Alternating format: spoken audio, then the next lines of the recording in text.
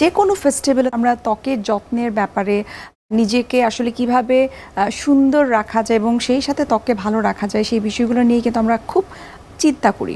আজকে আমরা একটু জানতে চাইবো যে এই যে পুজো উপলক্ষে মানুষ অনেক ধরনের ফেসিয়াল ট্রিটমেন্ট করছে, অনেক ধরনের সাজসজ্জার জন্য কাপড় চোপড় সব কিছুর আয়োজন করছে।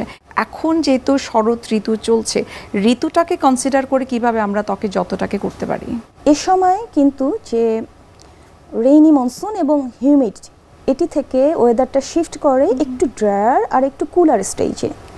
এই যে এনভায়রনমেন্টাল ট্রানজিশন রিলেটেড স্ট্রেস আমাদের ত্বকে আসে, আর ডে লং প্রোগ্রাম, রাত জেগে থাকা, এই সব কিছু মিলেই ত্বকের উপর একটা ধকল যায়।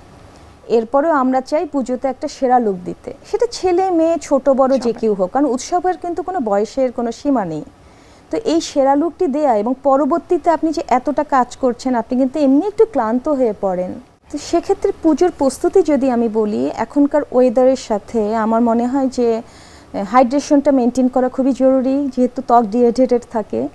আর হাইড্রেশনের ক্ষেত্রে আমি সবসময় একটা কথা বলি, ইট ইওর ওয়াটার।